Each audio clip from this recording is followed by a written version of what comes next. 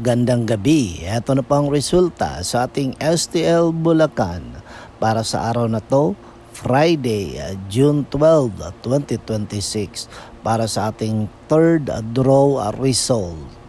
Maghanda na kayo at ilabas na mga STL tickets at heto na ang ating third draw. At para naman po sa ating STL Bulacan third draw result, ang resulta ngayong gabi ay ang numerong ito.